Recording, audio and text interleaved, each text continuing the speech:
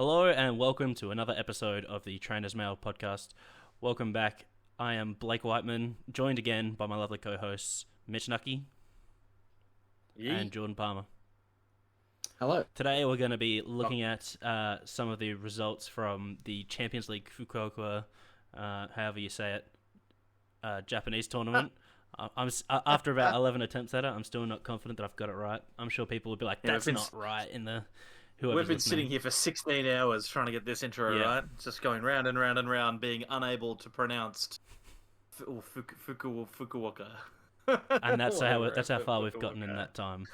But we're gonna persevere anyway, because we have some cool results to look at. We were initially going to get into this in the first episode, but it turns out a set review takes a long time with 3 people going on about Torterra EX for no reason for an hour. It's an important card to talk about.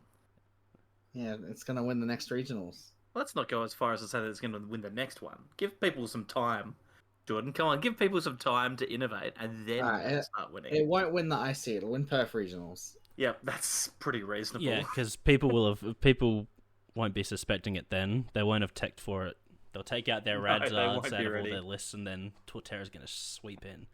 But we've got some actual results to look at here, and I think it was quite surprising for a lot of people because over in Japan, we'd been getting reports from people like from Hegi, who does a good job of recording local results and the amount of points and stuff that they're getting over at local challenge level events over in Japan. And Charizard was dominating either the Pidgeot variant or the Barrel variant.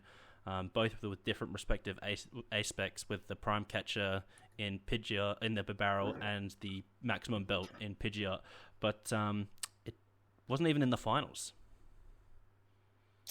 Yeah, I mean, it made top 4, and I'm looking at the Limitless page for the tournament now, and there were 3 in top 16. I'm guessing that this is the only results we have from the tournament. We don't have we don't have a full metagame picture or anything like that. We don't have a broader picture of it because the way they did the finals was they narrowed it down to top 16, and then they played off from a top 16 bracket.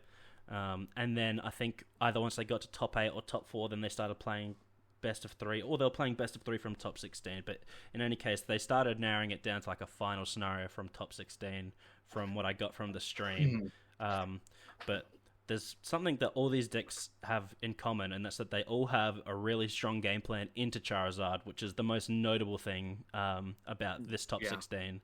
None of these have a bad matchup against Charizard. I'll add in, it's important to note, obviously it's been 4 weeks since this event has taken place. So there's lots of changes that have happened. So the idea of us here talking about this event is not to be like, this is how the meta is. It's more to talk about it with reference to our upcoming format and how we would expect things to happen. Because we look at the City League events, which you can do on Limitless as well, and those Charizard decks are still, by and large, the best decks. It's that and Lost Tina seems to be the two that lots of Japanese players are really kind of vibing with. So we will realistically see for EUIC a top 16 bracket that looks pretty similar to this. Yeah, because Charizard's still the best deck. No, that's a sure thing. It's just got the most powerful cards strung together between rotation. Like, it's the most rotation-friendly deck. It still has all the good stuff. Battle Pass didn't hit it as hard as the others haven't been rotated. Buddy Puffin is a good enough replacement for what it needs, and also helps it throughout the mid-game as well.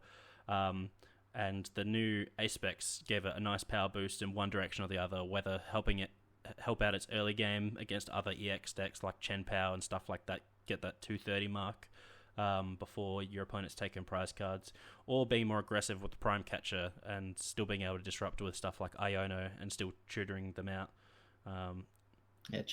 Charizard definitely has a very good engine going for it at the moment, but honestly, I do question how long it's going to stick around as a top contender. I mean, obviously, going into a new format, new rotation, people are going to kind of, at the very least at the beginning of the format, start off with what works the best. And, Charizard probably the highest current top contender that kind of stays as good as it is without losing anything too important.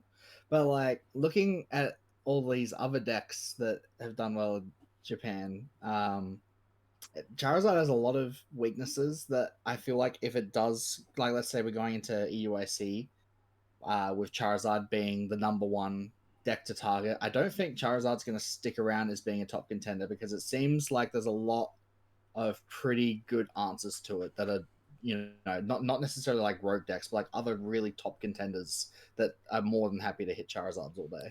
Yeah, and I think that's why we've seen the density of Snorlax Stall in this top 16 as one of the best decks at picking on Charizard decks.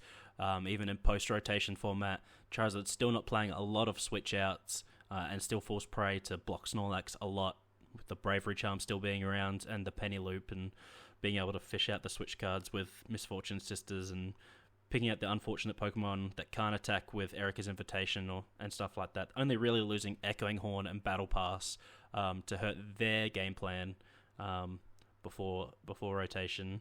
And they've still got one of their best opponents in Charizard to try and pick on. So they're eating well at the moment. It's like Storm. Yeah, the fact, I think the biggest concern for me, and we'll talk about the decks that are winning and doing well in a second, but the thing that's the biggest concern for me is that there are 3 Snorlax Stall decks in a Japanese best-of-1 tournament with 2,655 players. Like, that is genuinely frightening because Snorlax is always the deck that gets absolutely destroyed by a 30-minute best-of-1. Like, you cannot reasonably expect to finish every game. But the fact that there's 3 of them in this top 16 suggests to me that that deck has a very, very nice matchup spread going into our new format, and that's terrifying, frankly. I just don't like that at all.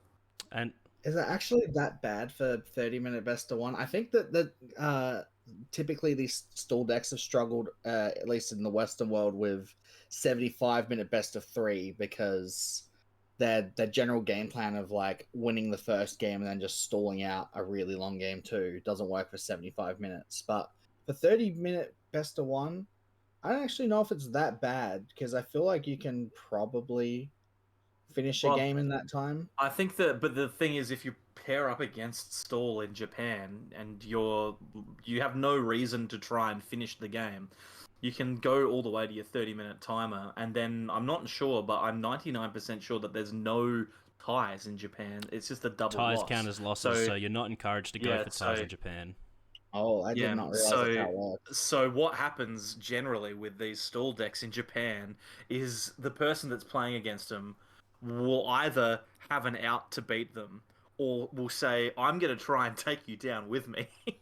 But that doesn't benefit you at all. Like you're basically just you're accepting a loss at that point if that's but hey, if I have to lose to take Stall out of the tournament, then that's what I'm doing. I mean that's your mindset. I don't know how many Japanese players share that mindset. I was going to lose this game anyway. Might as well both lose. Yeah. I can try to win for the first 5 minutes, then when it becomes apparent that I'm not going to, just send them both to the Shadow Realm. That's fine. Well, we talked about this outside of the podcast, annoyingly, but Jordan brought up a good point whilst he was playing the Toured Box deck at a local tournament recently. That and it's also a strategy that the Australians employed against the Americans in their money match, where if you just get a Squovit down against Stall, they kind of can't deck you out ever. Well, that was before they were playing Chi EUIC, right? Yeah, that's true. So, like, if you take your one prize card with Charizard and you get like the board state advantage, quote unquote, and you've got to Squovit down, like they have to bring down the Chi Yu and start pressuring like deck out at some point. But like at that point, it's like if you ever get down to 3 cards in deck or whatever, or 2 cards in deck as the Charizard, it's like, I guess I'll Squovit now instead of later. And you'd make them do the Chi Yu early, and then once you knock out the Chi Yu, like you can just keep doing it again, right? Because you've got pretty much every Charizard's playing either the Maximum Belt or at least a copy of Vitality Band to reach the 190 required to knock out a Chi Yu. Mm-hmm. Maybe that's the reason that Bibarel is more popular than Pidgeot, because it's playing the Squovit alongside it, and it has a better matchup into Stall because of it. Especially in Japan with 30-minute best-of-1, I don't think you can ever lose in 30 minutes with a Squovit in your deck. Like, it's going to take Stall so long, because you can have literally a 45 card deck, bench Squovit on your first turn of the game, and then just use the ability every single turn. And your opponent, you're never going to be losing any cards from your deck outside of random Misfortune Sisters hits. So your opponent's going to have to like aggressively start chewing your 40 card deck. Yeah, and it's very risky too. So like unless your opponent has literally no board and no way to deal with a Chew and you just let Chew attack you like 30 times, which I feel like any player who's actually playing the game is going to eventually stop that from successfully happening, just by setting up any attacker.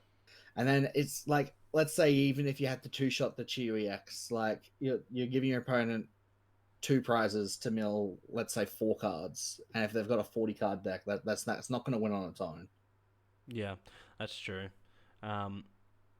It's interesting. I hate talking about store matchups because I'd rather not have to think about that. I'd rather just knock stuff out and plot prizes rather than think about how they have to mill my stuff less and how I maximize my attackers and stuff like that. It's just irritating.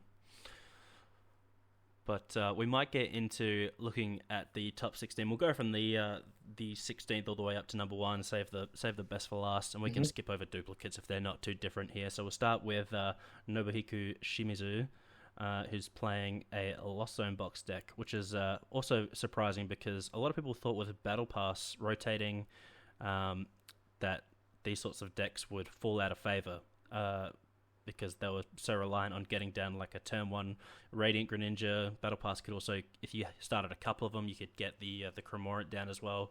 But currently, Buddy Puffin only hits Comfeys. It doesn't even get Sableye for you. So you can get Comfey, you can get Manaphy. And that's pretty much it, which is why you're seeing only 3 copies of the Buddy Puffin in this list. And the adaptation is 4 Nest Ball and 2 copies of Artisan. Over, say, like a Beach Court, because now we've got the new emergency board, which gives them like their free retreat pivot for their Comfy, giving them 1 less retreat, which helps you get those extra switches in, because we did lose Escape Rope, which was another big loss, which is why we're seeing the substitution of Iron Bundle, which, when you discard it from your bench, forces the opponent to switch their active Pokemon, much like Escape Rope did for them in the past. Yeah, it looks like there's not that many new inclusions in the deck. It's really just obviously an ace spec, because every deck's going to be playing an ace spec. And then the main new tool that Lost Box gets access to, I guess, is that emergency board, which is just an extra switching / pivot option. I guess it means less use from like Jet Energy, so we don't see Jet Energy or anything in this build, although Jet Energy is pretty uncommon in these like multicolored toolbox versions anyway. I think Jet Energy will still see play in the Lost Tina versions, and I believe there's a Lost Tina in this top 16 at some point. I think actually quite high up, and we'll still see play. But I think in just like the little baby Lost Box decks, I think Jet is definitely worse off. I do think it's interesting the addition of the Crisis Punch that's making its way around. People have settled on the fact that we want a Radiant Zard type effect, but we don't want to have to give up drawing 2 cards a turn. Like every turn to be able to do it. So now they're just playing like 4 Super Rod, and they're like, we're going to chew through all of our energy and reuse our cram like 3 times with 3 different Super Rods, and then eventually when you play into our Iron Hands or put down a juicy 2 prizer we can't deal with, then, you know, Roaring Moon hits the field. And then you got the ever-present like Raikou V with as the Forest Seal Stone activator, because we lose Dragonite V in the rotation as well, which is actually a big blow to Lost Zone box decks in general. But is Mitch still on the call? I haven't heard him in a while. Yeah, I've got nothing to say about Lost Box. I don't care about this deck. This deck sucks. I hate playing this deck. I was being quiet for a minute to give Mitch we've been talking about bloody Stall and Lost Box. I got nothing to say apart from they both suck and don't play them. I just want to talk about Crisis Punch for a moment longer, because I have mixed opinions on it. I think it's an awesome card. The fact that you can attach it to Cram and do an even stronger version of Radzard's attack is pretty incredible. But it has to be your opponent on 1 prize, correct? Yeah. So if this needs to win the game for it to ever be relevant, because if your opponent's on 1 prize and you don't win the game off of it, then you'll lose anyway, especially if you got a Cram active. So, like, it's obviously a game-ending card, and the deck's already playing Roaring Moon, which is, like, the the best game-ending card in the format, basically. So it's easier than Roaring Moon. So like just having a Cram with a Crisis Punch on the bench, just sitting there saying this is checkmate if you can't deal with this, is very tempting. But I wonder if it's a bit too cute and almost like, oh, what's the point of playing this when the deck already has the ability to close out the game on anything that's in the active anyway? I think the biggest thing for me with that is the Crisis Punch and the Cram makes sense if you have a consistent way to Gust, and it only has Prime Catcher as Gust in this deck. So that means that you need to save your... Well, yes, that's true. But you're sitting there going, I'm going to use one item-based Gust card to hit my one of Cram and my one of Crisis Punch to knock out a 2-prize Pokemon to win the game. When I could just attack with one of the plethora of other Pokemon that I have and win the game that way. So I don't know. Honestly, there's a lot of people that are playing it. Like there was people playing it in Dortmund. There's people playing it in Utrecht as well. But you know, I don't know. After playing the Paradox box over the weekend, I feel like I understand a little bit more why the Crisis Punch is in here. Because when using Iron Hands in a Lost Box deck and Roaring Moon, you're going through like 3 gates on average just from having used both of those once. That's the especially now that Raihan's rotated. That's a big tool from this deck that's gone. Adam Hawkins' list that I was playing over the weekend was playing 2 Raihan, and those are both gone from this list, obviously. So now Iron Hands definitely costs 2 Mirage Gate every turn, unless you've attached to it. You've benched it, attached to it, and your opponent's gone, I see no reason to be worried about that, and left it alone for a turn, especially with Prime Catcher in format for them, and then attach 1 gate. But like it's costing you 2 gate every turn, every time. You might be in a situation with Lost Box where you have to Lost Zone a Mirage Gate early. You really don't want to, but sometimes you have to if it's up against like a Chorus and you're bricking, which is often the case with this deck from my experience, or you could just prize one and be unlucky with it. So in a deck that like a lot of its attackers are gated by Mirage Gate, the appeal of being able to just bench a Cram and have it be really unassuming and not the point of target, because other than opposing Iron Hands, it's not really worth going after for any other person playing a deck. So it can sit there safely and input in a quote-unquote checkmate situation, and then you have to find 2 cards. And with stuff like Roxanne being live in the late game in that scenario, and being able to chew through the deck rather efficiently if the deck's functioning properly, your deck's usually like no more than like a dozen cards by the end game, most of them being in your hand until you get disrupted.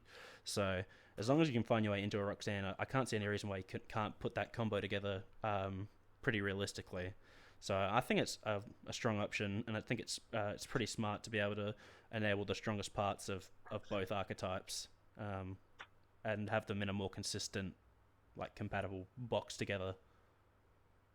Yeah, I agree with that. The only thing that I wish that Crisis Punch did let you do was, I wish you could kind of just have it sitting on the board as a checkmate, so you could, let's say you attack with a Roaring Moon to go down to 1 prize, and then you put a Crisis Punch on your Cram, you say, look, I've got 2 threats that can end the game, so that's checkmate. But unfortunately, you do have to play the Crisis Punch on the turn. Yeah, all the teams discard themselves at the end of the turn, which is... So you can get Roxanne out of the Crisis Punch or anything like that. I guess the closest thing you can have is an unused Forest on the board that can search for the Crisis Punch for game. Yeah. Probably the closest thing you can get to a checkmate. But overall, I think it's a good option to close the game out with less resources. Means that you're less reliant on hitting like a combo piece to win the game. Like you might need, instead of needing Super Rod and Gate and Nest Ball, you just need like 1 card and maybe a Gusting effect. So seems like a pretty good card. And other than that, I think every other card in the deck is pretty much what the deck was already playing, with the exception of Iron Bundle, because we lost Escape Rope, and Raikou because we lost Dragonite. And honestly, with Raikou being a 2-energy attack is probably better than Dragonite anyway in a lot of situations, because the other attackers are so thirsty. It's nice having something that can just attack a bit cheaper. Yeah. And some people who might not realize that obviously the Iron Bundle doesn't switch your Pokemon as well, so it's not exactly like Escape Rope, but its main use case is for the new like Fluttermane or Klefki like cards that block your Comp Phase if they're in the active.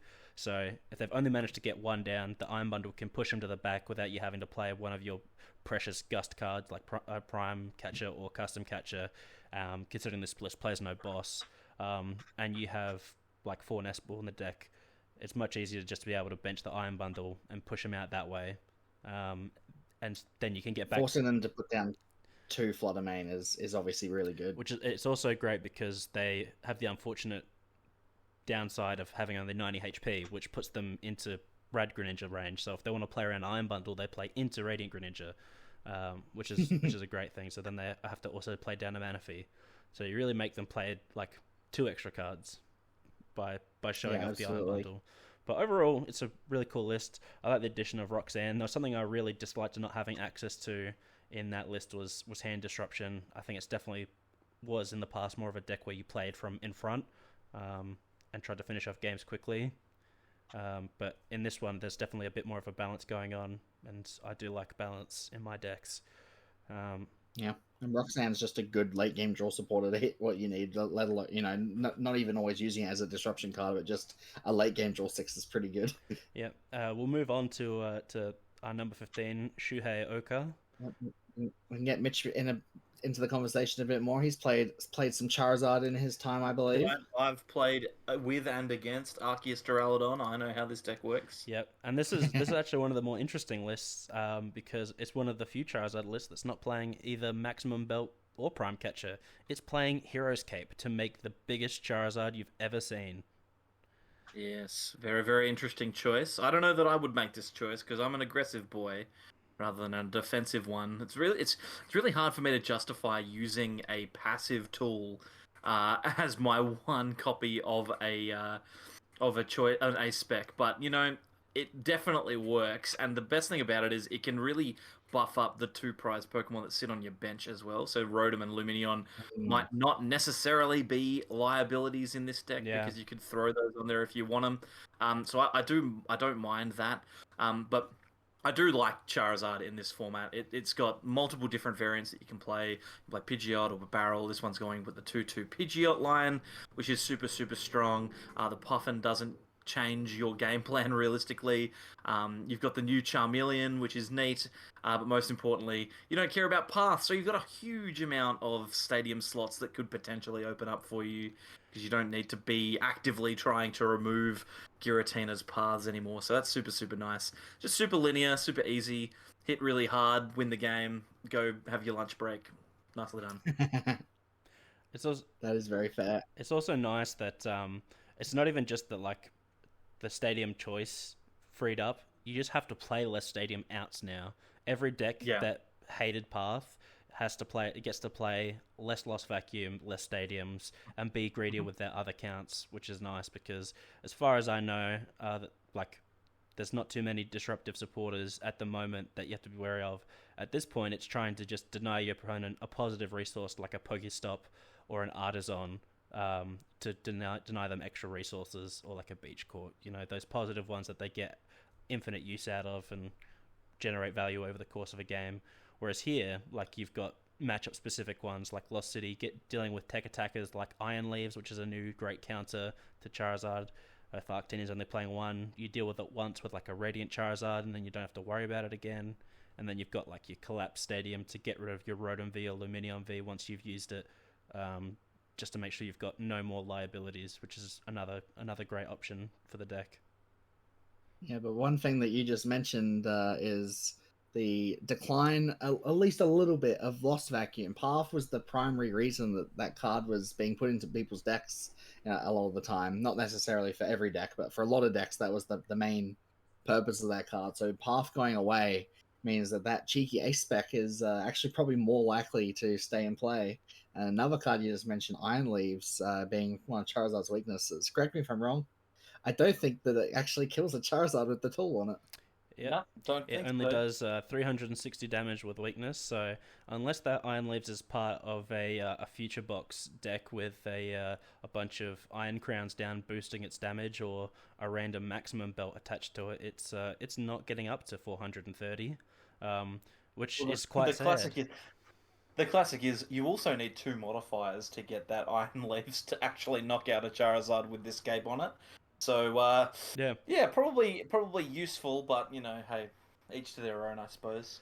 I'd still rather deal 50 more damage personally. Yeah. Well, why deal 50 more damage when your Charizard just survives an extra turn and gets to attack twice? That's at least an extra 180 damage. I suppose that's true. I suppose that's true. You can also use the collapse to get rid of a Charizard that's managed to tank a massive Iron Leafs hit and then deal with the threat forever, and then just say sayonara, send him to the discard, set up another one. If you have the resources to pull that off, that's pretty cheeky. I like that a lot.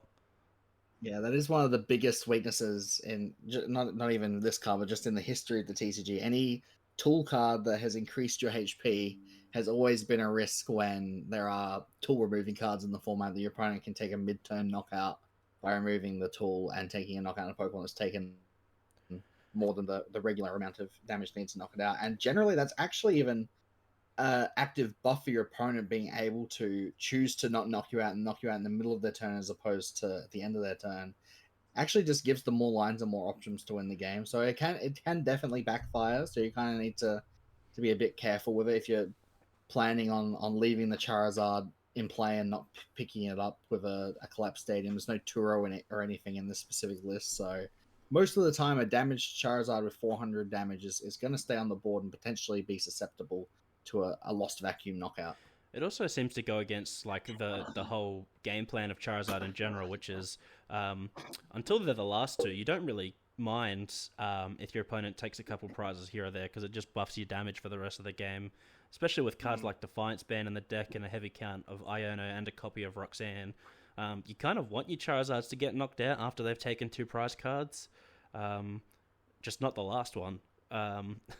So the cape sort of goes against that strategy. It's like, haha, you didn't take two prize cards and go down to 4 against my Charizard. Now I'm just going to knock out your thing with more than 180 hate. Oh, no, I didn't think this through all the way. I can't do it. So maybe you have to spend the vacuum on your own Charizard so then you can reach the damage. And then you're just going through so many steps to do something. If you win the game with that strategy, then that's a pretty impressive victory. I think you've earned it. Yeah, it's a great strategy to make them deal with much lower hand size than they're expecting. It's like, I'm at 4 prize cards. I don't have to worry about Iono yet. I haven't set up my barrel or whatever.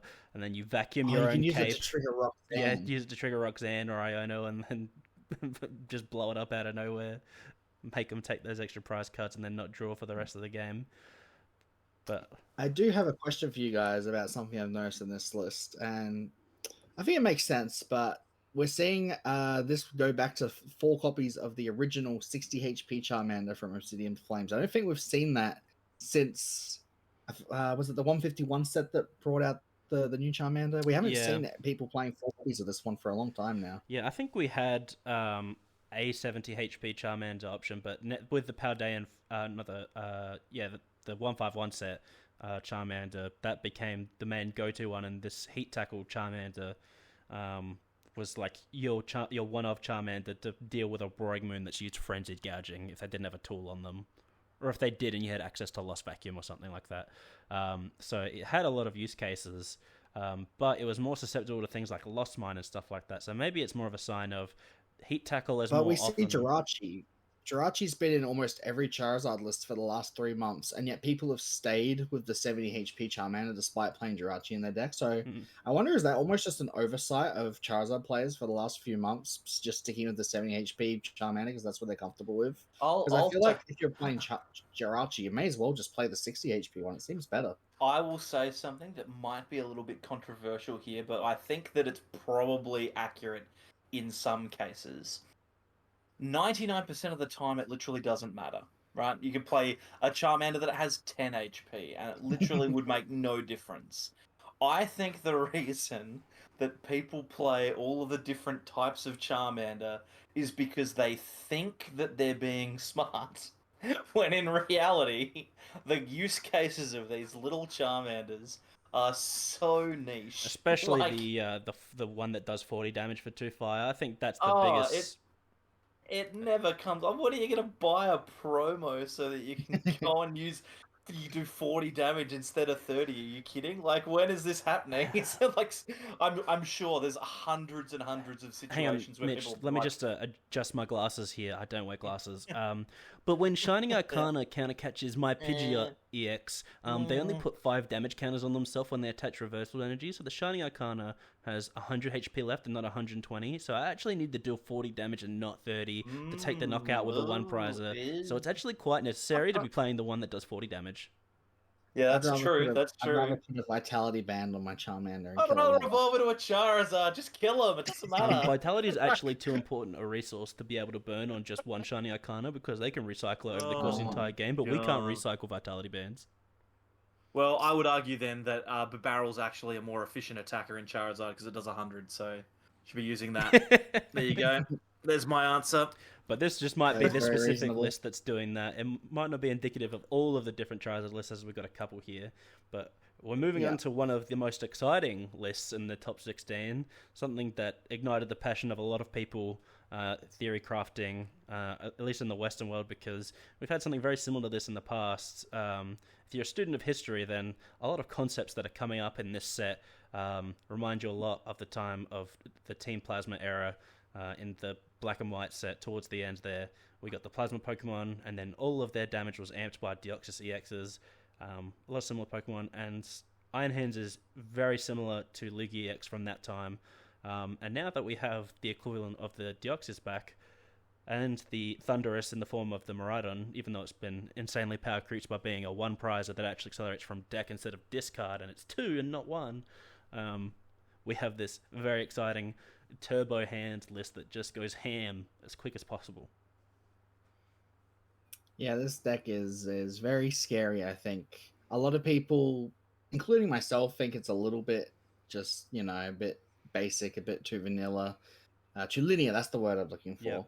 And I think that is true. But also, just looking at some of the other matchups, like if you just attack with Iron Hands every turn for a knockout, doesn't really matter if you're linear. That's just going to beat a lot of decks. It seems pretty good against like pretty much any one prizer deck. It's going to beat Lugia pretty well. It's going to be good against like maybe not even necessarily good, but at least decent into decks like Chien-Pao that have a lot of support Pokemon on the bench. But Barrel is seeing a big comeback, but taking out Barrel for 2 prizes or Baxcalibur for 2 prizes is really good with 4 counter catches. So I think this deck has the potential to be a top contender. I think this is a deck that's like the baseline, right? So like this and Charizard are the 2 decks that you need to have a matchup against. Charizard's the most powerful, and this one just does the same thing every single time. Like I've played a couple of games with this particular deck in my practice, in my preparation for the new format, and it's super, super cruisy. Like there's so little that you need to put in, and you get out huge, massive gains. You can take massive knockouts with Iron Hands, take multiple prizes.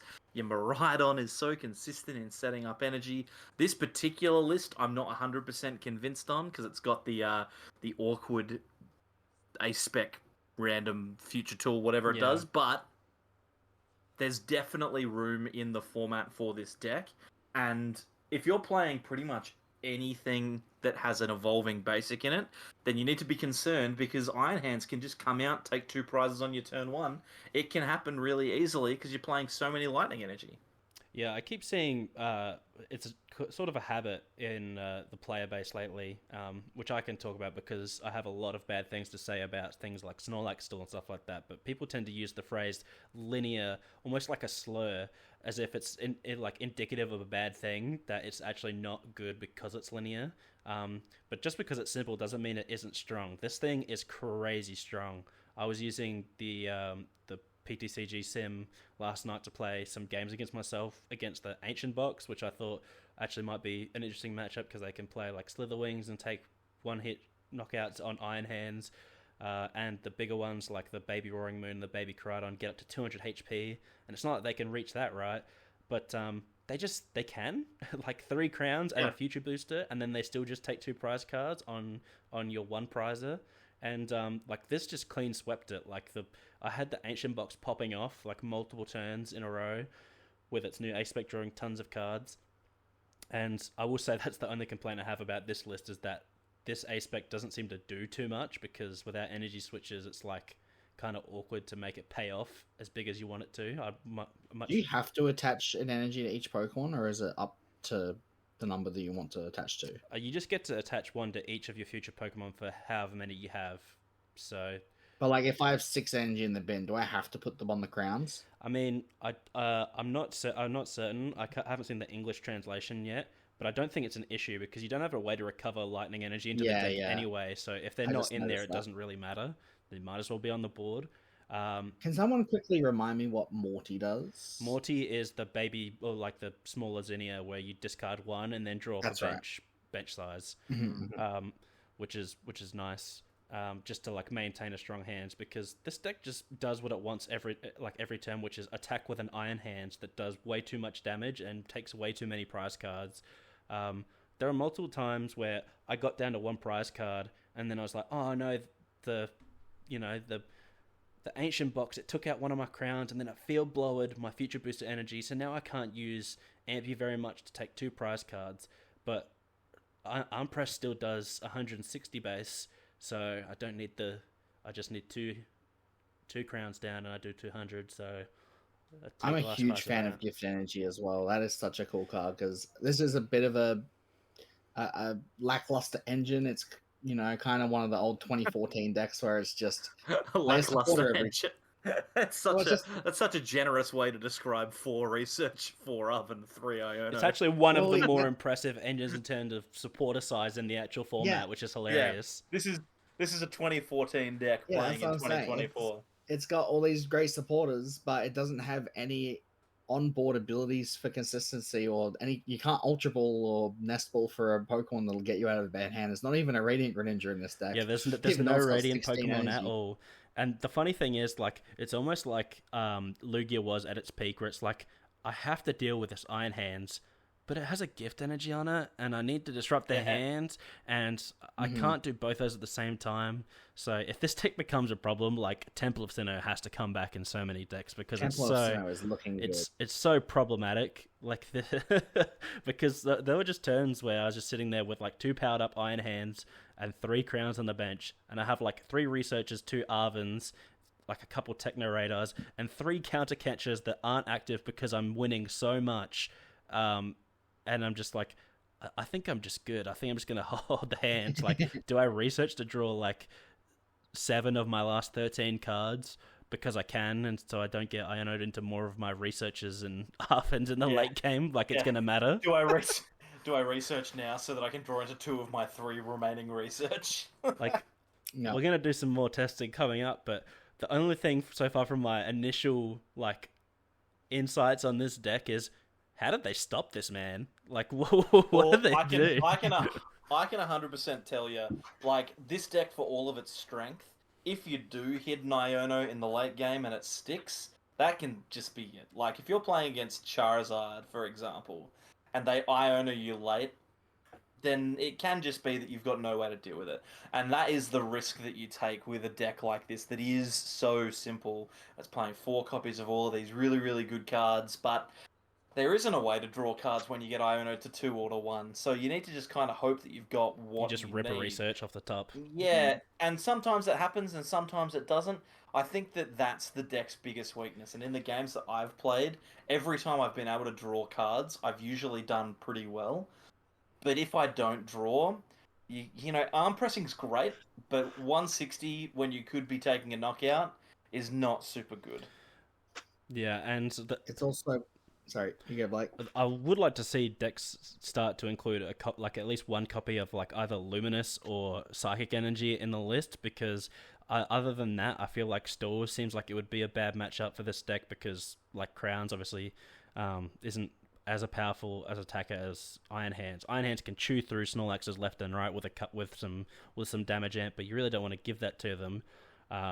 So like, being able to just use Twin Show-Tells and do like 50-50 over and over again is eventually going to apply enough pressure where they have to start like doing something else maybe, and make them at least consider how they go about their game plan. So I feel like Stool right now would be a major weak point for this deck, and maybe that's why it fell out, because it bowed out to either Great Tusk or one of the many Snorlax Stools in top 16.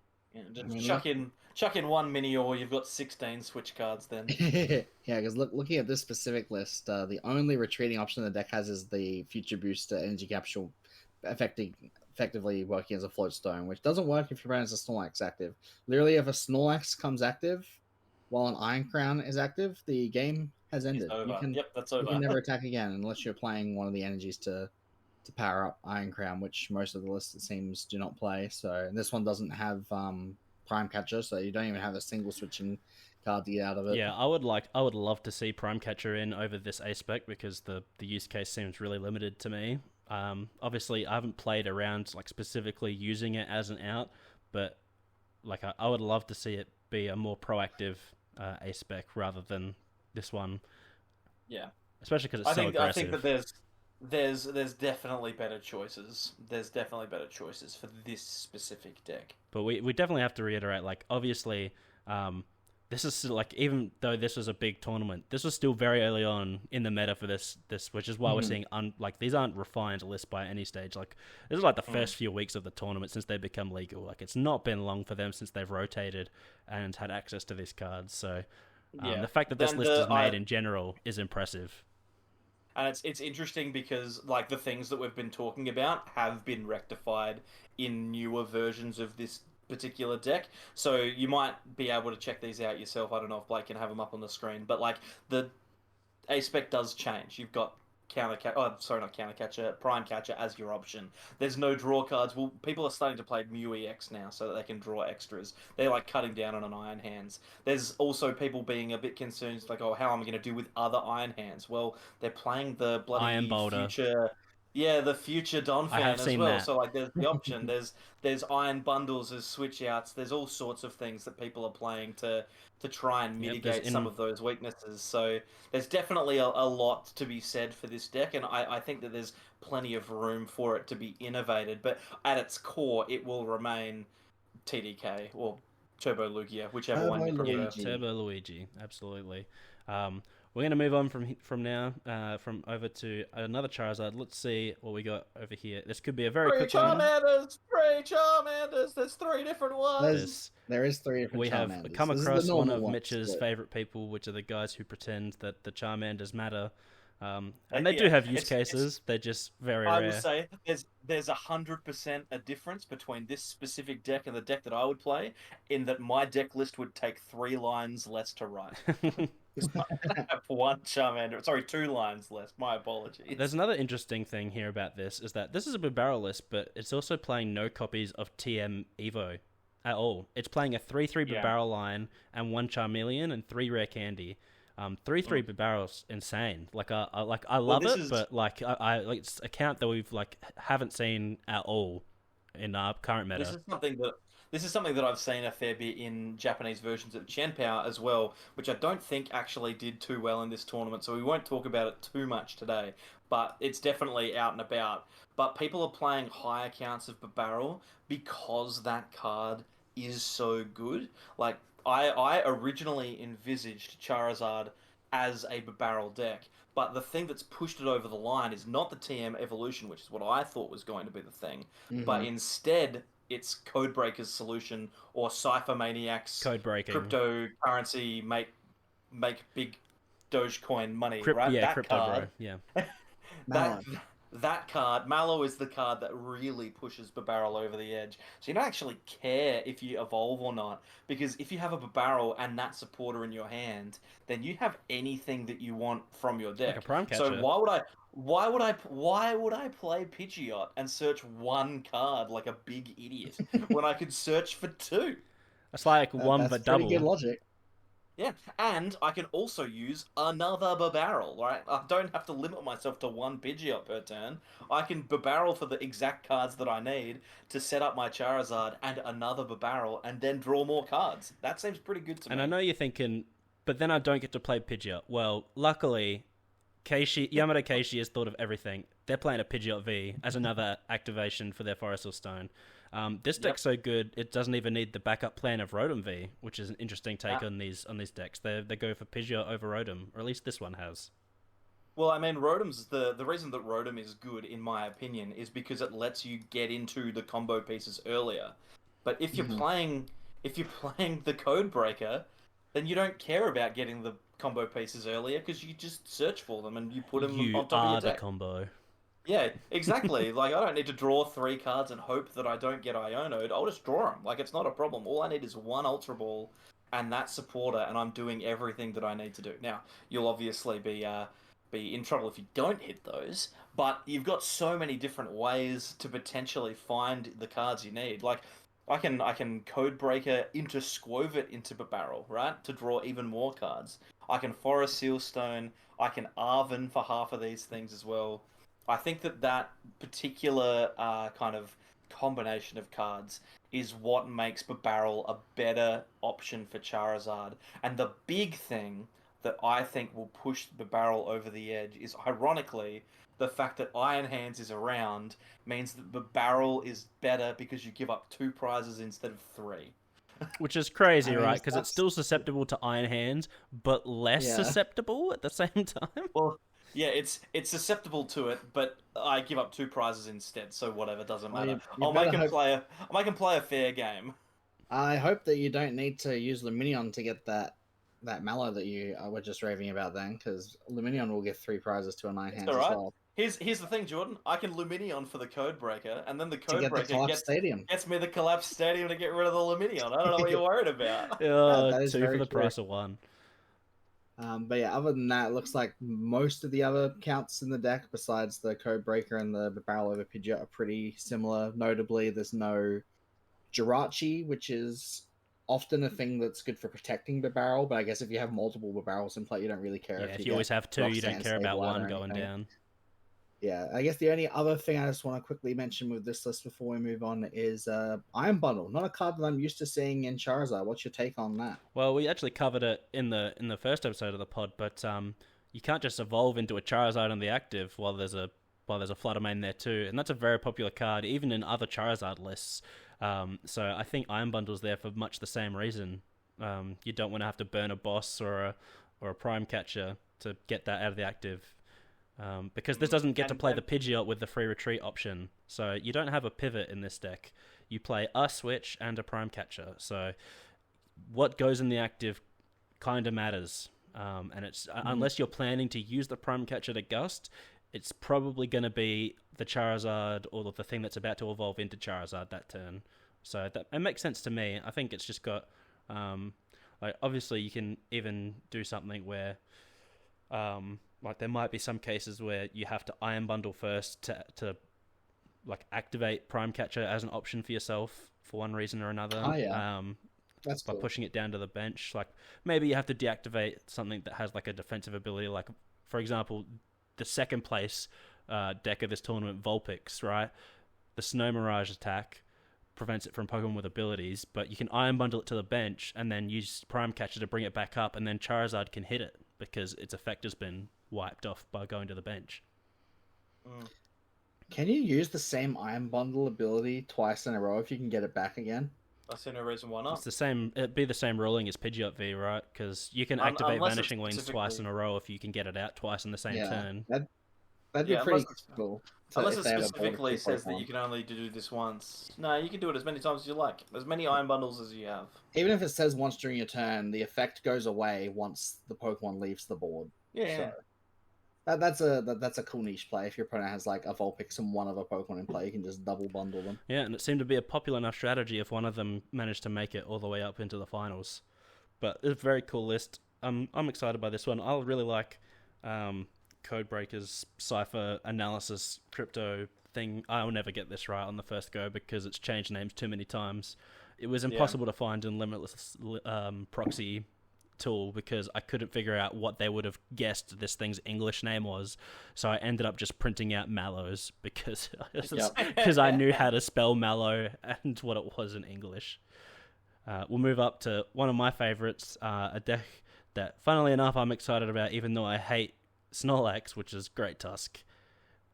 And this is the list I've been trying out. Because it's the one that did the best over here in this tournament.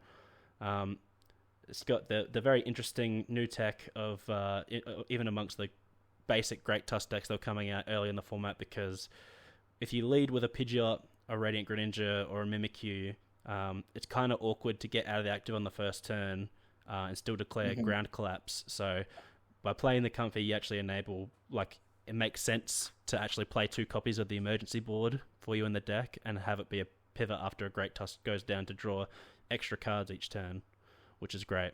It's so funny seeing Comfey used as just a generic pivot card when we've had like so many better options over the last few years. Like even Mew, which is rotating now, but that was out for a long time before it even started seeing play because there was always better options.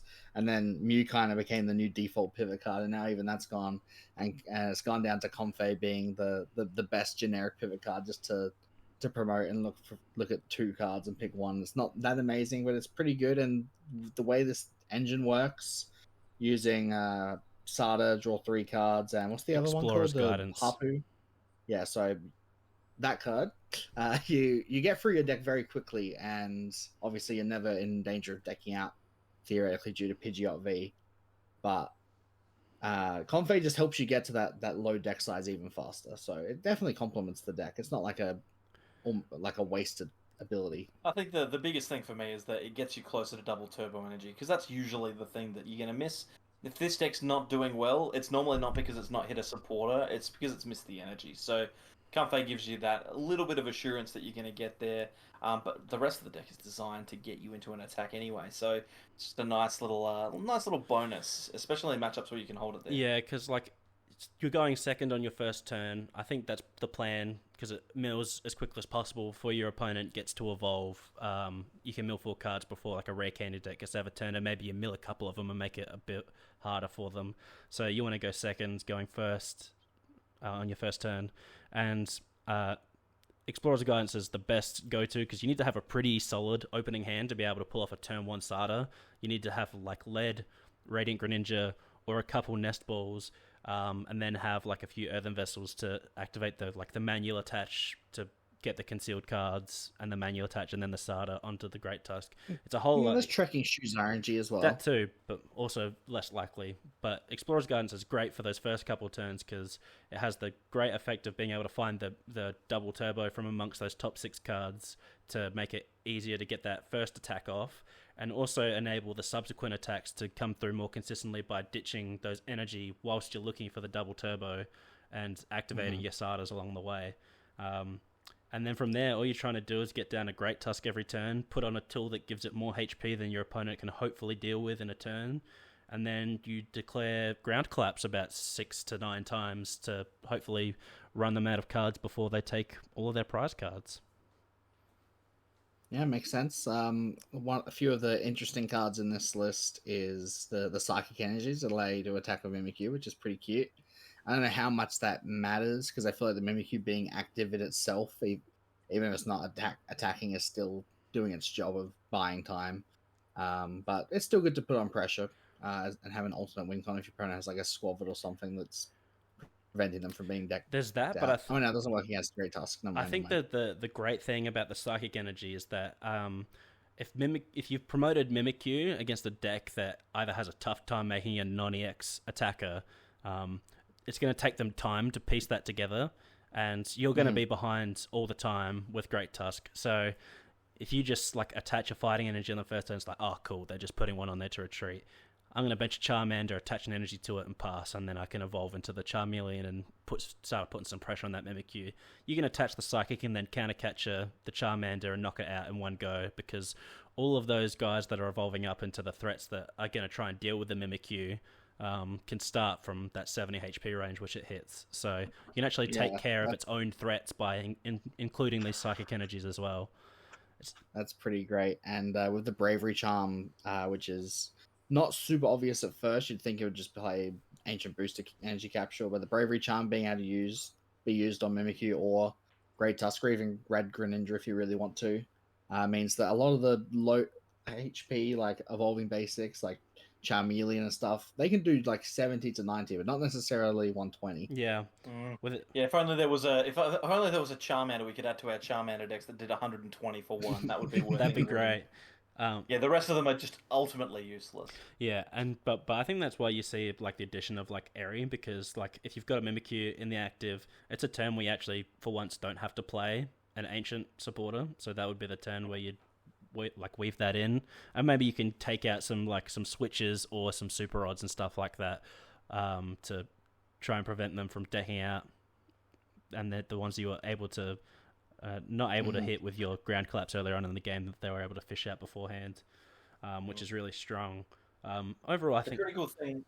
Sorry to interrupt you there, Blake. The critical thing for the Bravery Charm is that it stops decks that otherwise wouldn't be able to deal with it from dealing with it. So your baby Miraidon in Iron Hands in that new future box is the only Pokemon that can deal with the Mimikyu.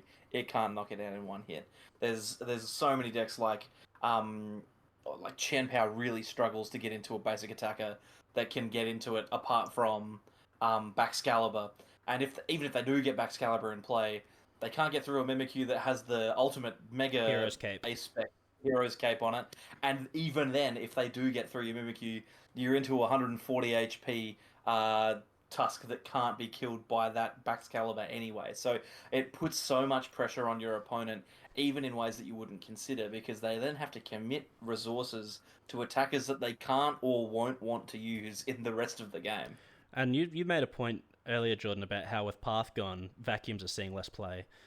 This is a deck that if it gets too strong might single-handedly bring the card back in higher counts, because this thing eats vacuums for breakfast, because this is probably the only deck currently that makes Hero's Cape good, because you have to use vacuums on the other tools first, and then once you've used one or two, then they're like, well, I feel like I'm pretty good, they're not playing a third vacuum, I'll slam down the Hero's Cape. Can you kill this one in one go? I don't think you can. And they're out of those resources. So, if you can't one-shot a Great Tusk, you're probably going to have to blow a vacuum or save it for a mid-turn knockout, like you mentioned earlier. But even if you see your opponent getting a lot of value out of the emergency board off a Comfey, and maybe they have a turn where the only reason they pull off a Great Tusk attack is because they're able to use Comfey Pivot, Flower Select to enable a Sarda's or an Explorer's Guidance into a ground collapse, and you're thinking, they're getting too much value off that. I'm going to take that emergency board away from them. I saw him discard one. This will stop him. But that just means more tools get to stay on the Great Tusk for the rest of the game, or the Mimikyu, and that's game changing. So how people use their lost vacuums is very important against this deck as well. Looks like we've got nothing more to say about this one, so we'll move on. Pretty much. We've talked about everything now there is to talk about, and we're up to a deck that a lot of people thought was going to go away with the rotation because it lost its big partner in crime, Path of the Peak. Lost Zontina, lost its casual Roxanne to 2 Path them out of the game, and Sableye, something that they really cared about. But it's got some new tools, so we'll talk about them now. We've got Iron Leaves in the deck. Yep, that's a big one. It's pretty much just for... I mean, not just for Charizard, but Charizard's definitely the prime reason to play Iron Leaves, and it's very good against the prime that, reason? And... oh, good one. Yeah. We do actually see the Lost Vacuum in this Tina list, which means you can even knock out a 430 HP Charizard if you need to do so, which is very nice. They're wise to it now.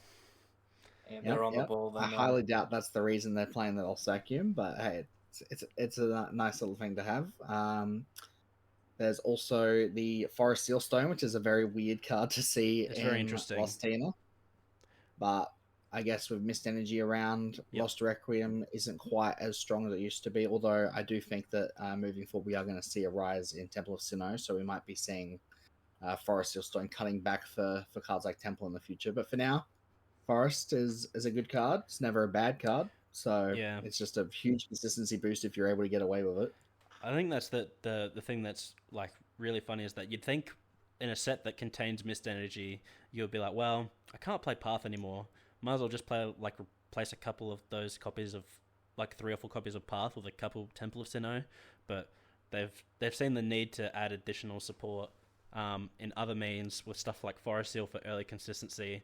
Especially because the loss of Battle Pass hurts Tina a little bit more than the other Lost Zone variants, because getting your Tina V down early was really important. So Forest Steel helps in that regard. And also Artisan, just as an easy way to get into your Sableyes and your Cramorants and loop them as well with the help of Super Rod is also pretty important. So I can see why at least at like a fledgling stage of the lists, they're not running Temple of Sinnoh because maybe the decks they're running into, they don't necessarily need to worry about being able to Requiem because they actually wanted to use Forest Stone for consistency more often than not. Yeah. And let's also keep in mind that Temple does shut off Jet Energy, which is a pretty important card in this Very deck. true. So obviously you get to choose when you use Jet Energy, when you use Temple. So if you play well, then you can try and minimize the impact of it. But it's always going to be situations where no matter what you do, it's going to be either required to put the Temple down when you need Jet Energy, or it's just going to bite you in the butt in some way or another. So there is a few reasons not to play it.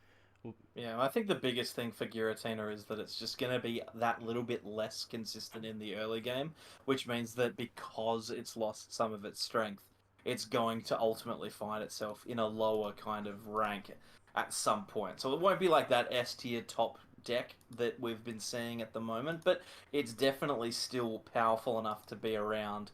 The big thing for me, the bonus that I think the Iron Leaves adds that we haven't talked about yet is that now this deck just has an easy way to take 2 prizes on those really tedious Pokemon that sit on people's benches that can just easily win games for Tina without having to like hyper Mirage Gate into stuff or without having to sacrifice energy in the early game. So now you can take knockouts on like your Luminions and keep energy in play. It can be super handy to do that. But yeah, I think that the deck is ultimately that little bit worse for losing path, and it's probably a good thing, to be honest. Yeah, that Tina was definitely a deck that probably deserved a bit of a nerf after being one of the top decks in the format for the last few months. But also Tina just, I mean, both figuratively and literally, because it doesn't have a weakness printed on it, has very few counters. There's not much you can do to be like, oh, I need to tech for Giratina. Yeah. Like it's just a really down the middle strong deck that's you just not gotta beat really, it fairly.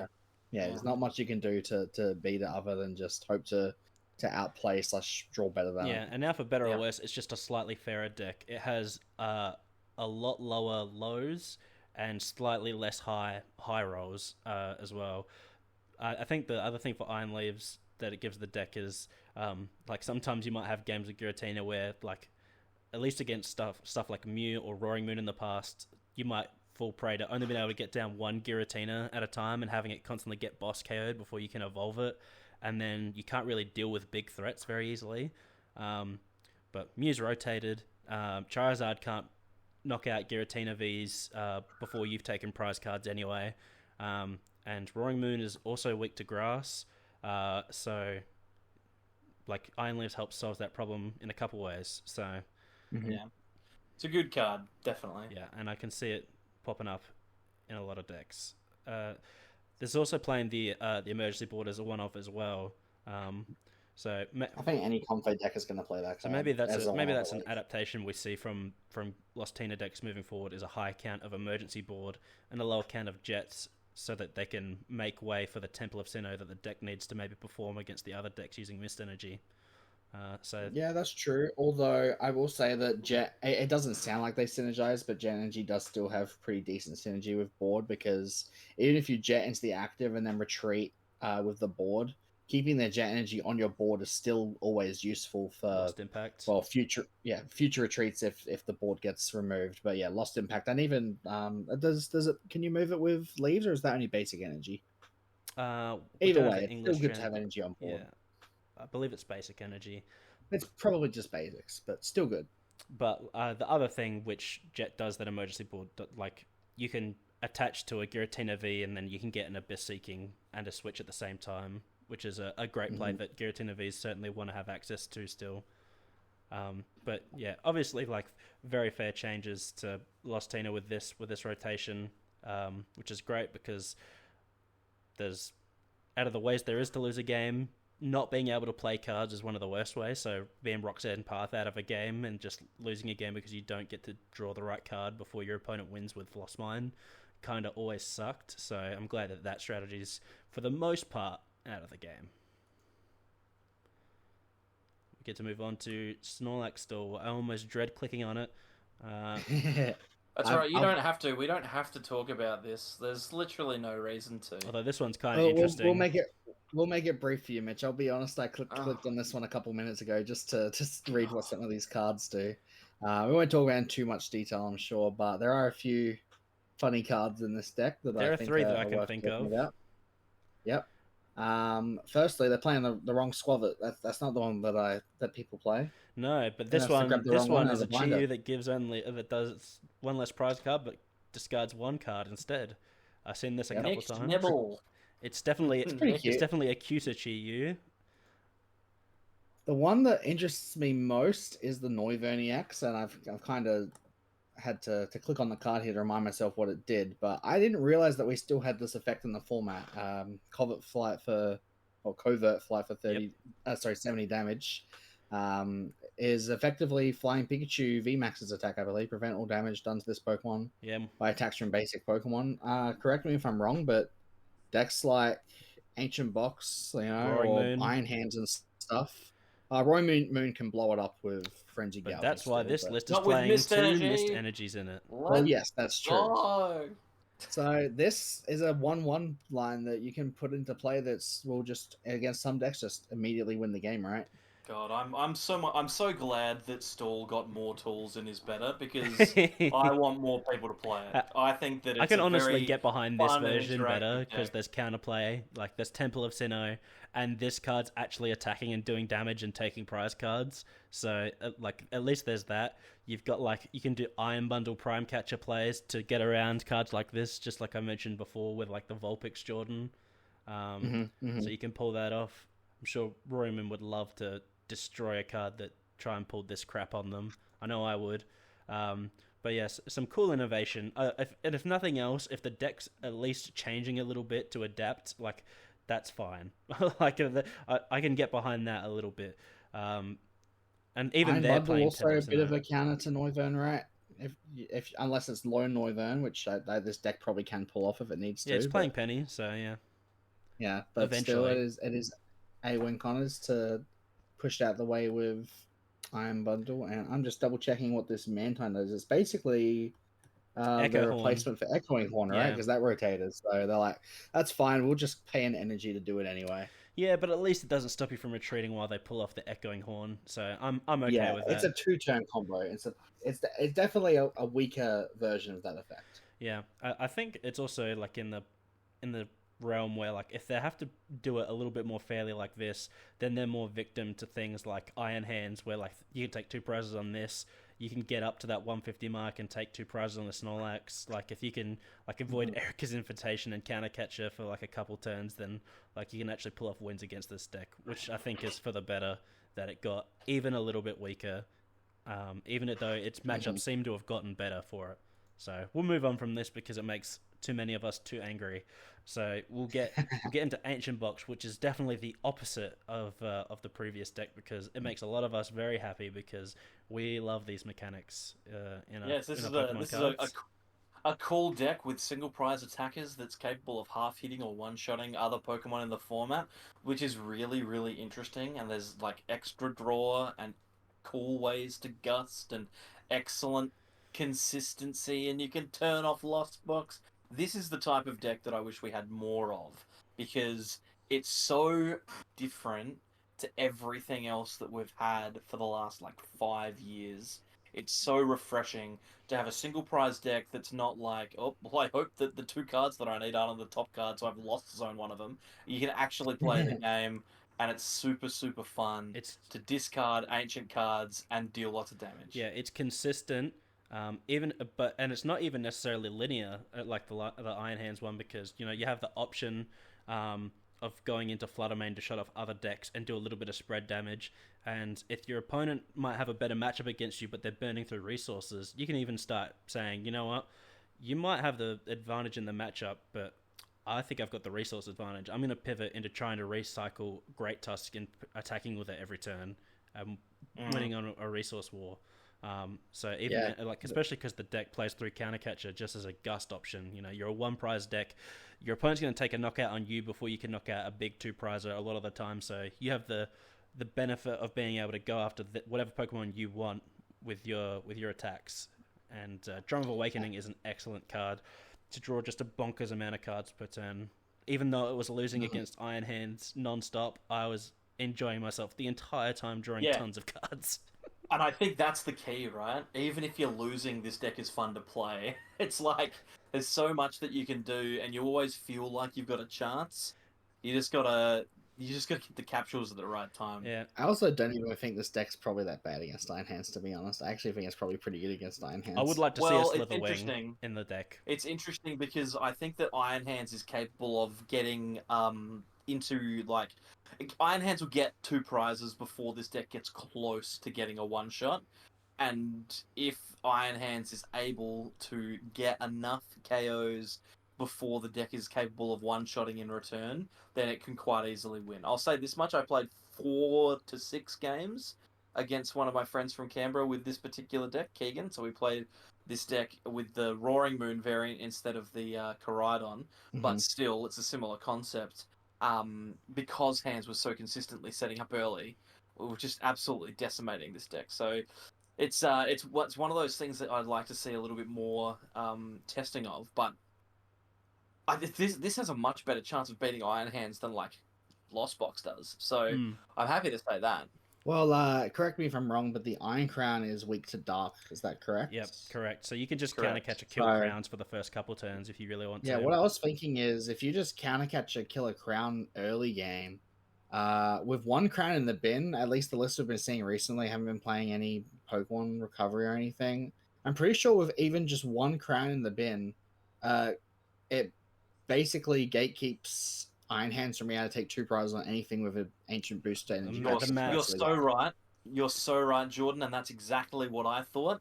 And then I did that, and I still lost because this deck has the exact same problem that the Iron Crown deck has, in that there's no support Pokemon that you have on the bench apart from Greninja. So getting Iono to a low hand size, well, you just gotta hope that you draw out of that. But it's also not true as well, because 2 crowns plus a future boost is like... Wait, no, it's 180, isn't it? That's not enough. Okay, so that's true. But they play vacuums, or you can go after their Radiant Greninja with your own counter catcher, which that deck plays 4 of. Yes. Or like because you need a bunch of ancient Pokemon down at once to enable the deck. One of them is not going to have a booster capsule on it at one point or another. So preying on that is easily, and you're usually taking the first knockout as well. And also, you accidentally started Misdreavus, so yeah, you lose. It's much easier for stuff to go around for Ancient Box in that matchup. I think if the Iron Hands Turbo deck becomes more popular, I'd really like to see Slitherwings for that reason, because then you can answer the first one and make them use like the Baton or something like that, and you can counterplay with Vacuum, take a one-shot early, and then you can start going after the crowns as well. It does really feel like it feels like a very, maybe not even, but it seems like a fair game where like both decks have answers for each other and can tech for each other in various ways. I feel like it's going to be quite a back and forth thing between this and the future package to see which one ends up kind of coming out on top. I think that this exact, like that sentence that you've just said, Jordan, is the culmination of every single set's design since Brilliant Stars came out with Arceus V-Star. We've been consistently getting better and better and better design cards to the point now where we're in a format where the 2 big hype decks are not so strong that they're completely dominating everything and are even enough into each other that is capable of interesting and exciting games. We are at a point now with these sets where I think that Pokemon is the best place that it's been for a very, very long time. I think that's a big statement, but I don't disagree. I think it's in the best place that it's in right now. I think this format's probably the most healthiest one I've ever been in my like 10 plus years of playing, and I think it's only going to get better with this rotation and this new set for the same reasons you mentioned, Mitch.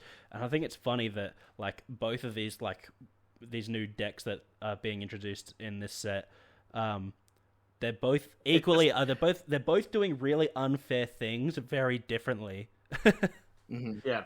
And my favorite thing about this is that the last time that I can think of when the game was like relatively well balanced was like 10 years ago, before they released Seismitoad and stuff. And guess what? Both of these decks are just decks from 2014. So I like Seismitoad. No, well, Seismitoad's got some problems, Jordan. Ask your opponents how much they agree with you, Jordan. Yeah, exactly. The other thing that's great for people everywhere in Pokemon is that there's a cool thing that Limitless do, and they cost evaluate everything for their decks. This deck will net you a cool $17.17 in US dollars. I will say that there are no prices for the new Pokemon or trainers. So $17.70. It is likely, Blake, that you will need to dole out an extra $3 or $4 for this deck.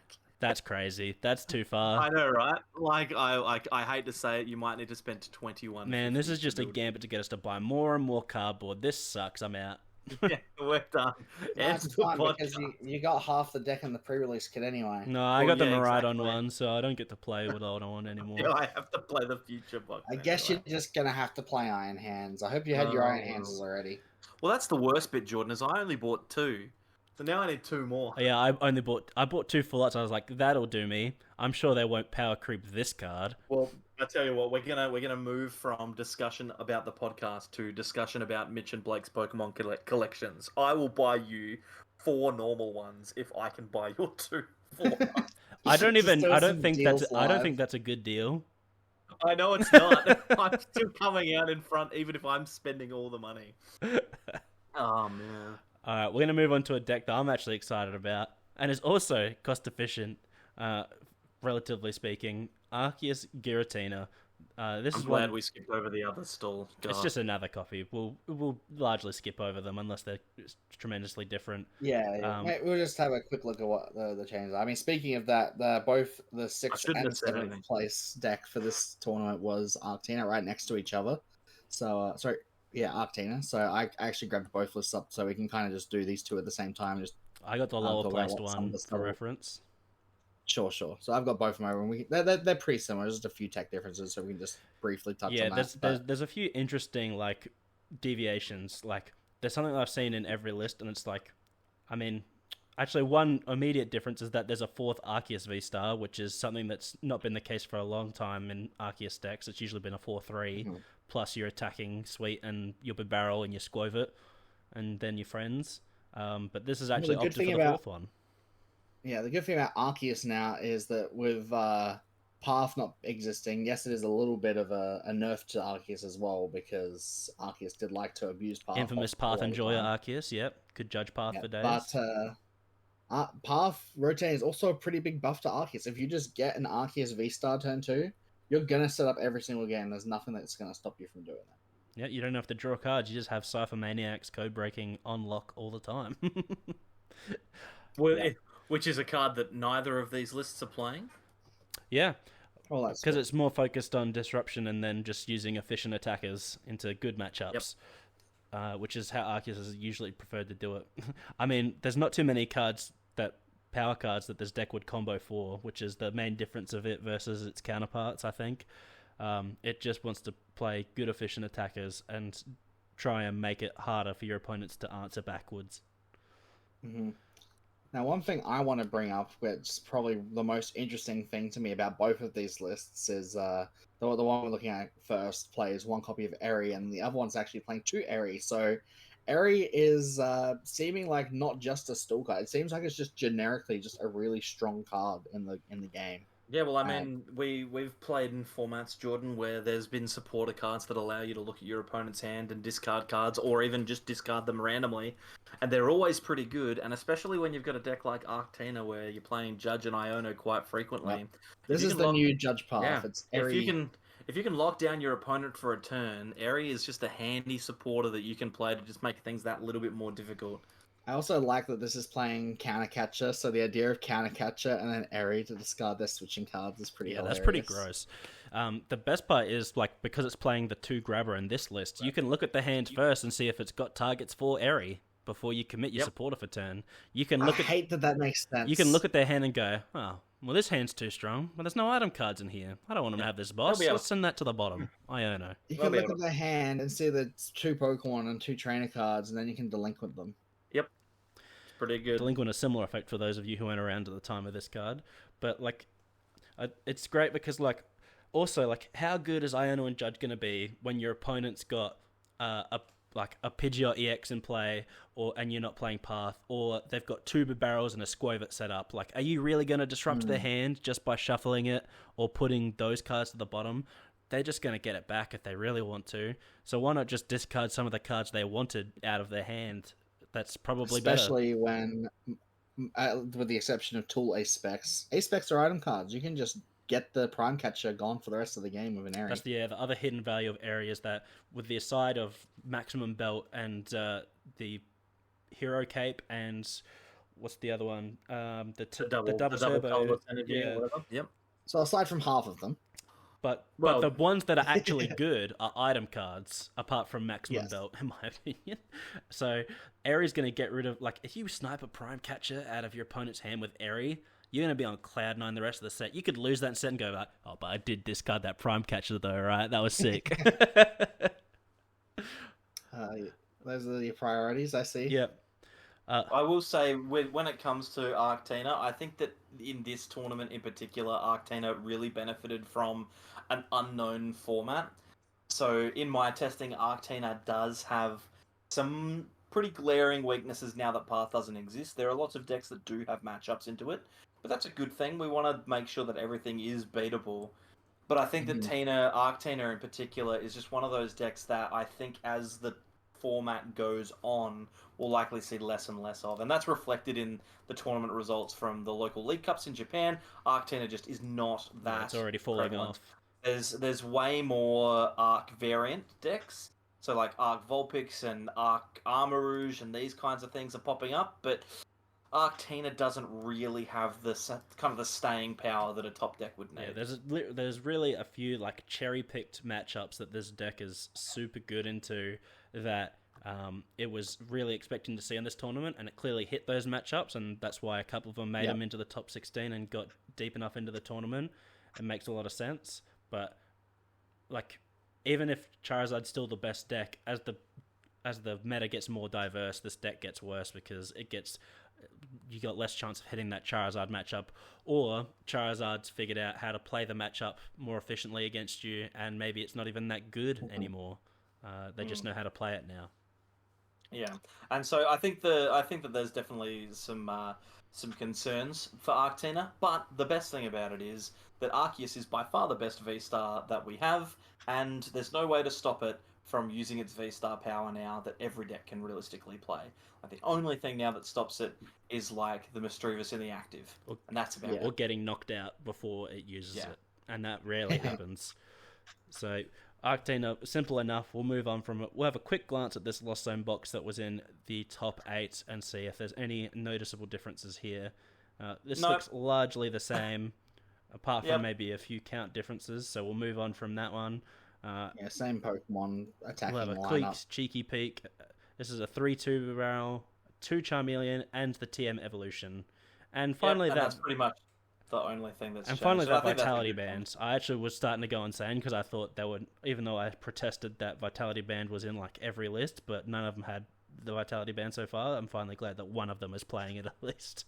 So I'm not going cuckoo. This version of the deck is probably a little bit closer to the variant that I would have expected it to be when it first came out with the TM Evo. Yeah. Still got that pesky 70 HP Charmander that does nothing. But notably, no Forest Seal and no bench-sitting V Pokemon. So no glaring weaknesses with the deck. Charizard's your only multi-prize Pokemon that exists in the deck, which is also like strong in and of itself and could be the reason why it managed to get so deep into the tournament. Well, and that's the inherent strength of Charizard, right? And this is the thing that I never quite understood about the Pidgeot variant. Like, I know how much better the Pidgeot is in certain situations, but the strength of Charizard is not in the damage that it deals or its consistency. It's in the fact that it's got 330 HP. Like, we have to be real about that. And if you've got no other 2-prize Pokemon, then you're in a pretty good spot against most matchups. There's not many things in the game that are going to be able to knock out 3 Charizard EXs before they get knocked out in return. Mm-hmm. I would say the main reason that Pidgeot ended up winning out over Barrel was that the power level was higher from Pidgeot when it worked, and the only thing that was missing was the consistency, because being able to cherry pick a boss against a deck that was not doing very well consistency wise and being able to punish it consistently made the deck so much stronger. And then when we finally got that iteration with the Rotom V as a turn 1 setup option to hold the Forest Stone and then draw the extra 3 cards, so you could get into the Pidgeot and the Charizard on the same turn very quickly, or even play a longer game and be more patient and bait them into taking prize cards first before you actually start attacking with Charizard. Ended up being more powerful because of that. Because I think this list though is probably the one that I would suspect is going to be the kind of the baseline for Charizard going forward. Like, there's definitely merits to playing the other variants, but if I was going to play Charizard, this is what I'd play, because it is just straight up pure and simple consistency. I do my thing every single game. Can you beat me? It's so strong being able to just pivot into being a single prize deck in the mid game as well. Once they knock out your Charizard, you can take a turn attacking with Radzard, take a couple prizes while your opponent has no chance to catch up on a 2-prizer, and then put your next Charizard EX into play on the turn that you're effectively going for game, or kind of at least putting yourself in a checkmate position where you're so far ahead that you can't lose from there. Yeah, and the fact that now the deck has effectively, 6-8 Gust cards, because there's 3 Boss, 1 Counter Catcher, 1 Prime Catcher, and 3 Arven that can search for the items. That's a lot of outs so to Gust, strong. yeah. Like, that's so strong. Who needs to quick search for Boss when you can just barrel into one of 8 cards? Yeah, exactly. Oh, sorry, I should say there's probably 10, because Crypto Bro can search for them too. Yep. True. Alright, and now we're down to our finalists, because there was nothing in third place. We've got Shintaro. Yeah, it was weird Fukui. that they decided not to do that, right? They just super skipped weird. third place. Yeah, it's just empty Super spot. We've got Arceus Vulpix, which is kind of at least for me, the most surprising deck of the entire tournament, because I didn't really expect, from looking at the hypothetical format that was currently taking place over there, that Vulpix was so efficient against all of the best like decks, or at least a good chunk of them, that Vulpix could dominate in such a way to get itself into the finals. Obviously, it wasn't strong enough to take home the trophy, but it was strong enough to get there, which in and of itself is a sign that Vulpix is still a very strong option. Yeah, well, let's talk about what those Pokemon are that get locked down by Vulpix. You're obviously going to see Lugia getting locked down because it has... Lugia has an ability, doesn't it? Yeah, Summoning Star. What am I talking about? Spacing out. He was like, Lugia has an ability. Charizard has an ability. Pretty much every attacker in the early game in Lost Box has an ability. The only thing that's not going to be able to get past the Vulpix is the Roaring Moon. Giratina can also get through it, but Arceus is going to struggle. Your Ancient Boys can get through it, but they're not going to be able to deal enough damage. And let's not forget that Vulpix does, the list at least is playing multiple Mist Energy, so they can get around some of those instant kill cards like Roaring Moon. And if they're not one-shotting it, they're also playing a card which I previously thought would only exist in people's bulk or binders, which is Medical Energy, which when attached heals like 30 damage from the active Pokemon or the Pokemon that was attached to. So if you don't want to have to play one of your Turos to heal up your Vulpix or ruin their efforts at trying to half hit your Vulpix, you can attach a Medical Energy and hopefully turn that into a 3-hit scenario instead of a 2-hit, which I'm sure was the case a lot of the time, which is quite frustrating for them. And so that leaves pretty much the only Pokemon in the format that can hit into this thing without any issues is Iron Hands. But Iron Hands can never quite reach 260 damage. The most it can realistically do is 260? It's 240. Oh, sorry, my apologies, 240. The most it can realistically hit is 240. So if you've got any of those issues prize, one of the crowns or something like that, you're just not going to be able to get to it. Yeah, and so maybe it's the case where Arceus targets down the crowns earlier, and then from there they know they're safe to set up their Vulpix V-Star and dedicate energy to it. Even one crown gone, and Vulpix is unkillable in pretty much any matchup. Yeah, and it's doing much the same thing a lot of the other Arceus variants were, which is playing the disruption cards and the cards that keep your larger 2-prize Pokemon alive, with Professor Turo's a copy of Charon's Care, the disruption in Airy, and Lost Cities to get rid of singular copies of cards that do pose a problem for the deck and make sure that they can only be used once per game. Yeah, if nothing else, this really just proves the power of Arceus in general. Arceus has always been a very versatile card, not just because of Starbirth. They would pull off multiple different early game combos, but just the number of different decks that have worked with Arceus is proving to be true here as well. I mean, I don't think Vulpix is going to be a mainstay card in the form. I think this is a medical deck where it was the stars aligned for this tournament. Vulpix can never be a tier 1 deck because people can very easily either play decks to beat it or just play counters in their deck that can beat it. And we already had a look at the Iron Bundle, which was a pretty obvious counter to Vulpix before, but it just shows that if the stars align and no one's expecting it, you can just bust down something like Arceus Vulpix. It's going to work really well. And if it's got the right matchups, it's going to be really hard to beat with all these new resources and disruption cards that has like Arian, Charon, and all those good old ones as well. I think that like obviously like the secret to Arceus is the colorless nature of it. It can you can splash it with everything, and then with the double turbo energy as well. 1 double turbo, 1 attach, and then you can power whatever color card that's a V Pokemon you want, and then Starbirth to help make those combos come together and make sure you're attaching to those Pokemon. It can't be more obvious why this card's been so powerful for so long and why it won a World Championships. Yeah, and I will say as well, this deck hasn't gone away. It still exists in different forms in Japan. Interestingly enough, there are a couple of extra additions that other people have been playing in this deck. Namely, Noivern EX is seeing play with this deck, and Aerodactyl V-Star is also occasionally popping up. So there's a whole bunch of different ways that this deck can theoretically play. But as we mentioned, if you're going to be playing this particular deck consistently, then you're going to quite often find that your opponent knows that you're going to be doing stuff and is going to try and find a way around it with different cards. But I think that with the combination of Vulpix, Noivern, Arceus, there's a lot of good ways to lock down your opponent. So definitely worth considering. And you mentioned, Jordan, the Iron Bundle and the as a counter to this deck, and like I mentioned earlier, the Iron Bundle plus Prime Catcher combination to get around Vulpix. But the problem is if your opponent knows that you play that card in a best of 3 and you're trying to build up to that turn where you can get around the Vulpix, you might be holding to the Prime Catcher for long enough that they can just grab the Airy and get it out of your hands before they can pull off the combo, which is devastating. That's so good. So I mean, I guess it would work with boss as well, but still. Yeah, exactly. So there's also that. So you have to be holding together the 2 pieces and hope that they don't get the area on you before you try your Prime Catcher. If they give you enough time with double Churro and Charon, you can probably clear your board up if you've played into it.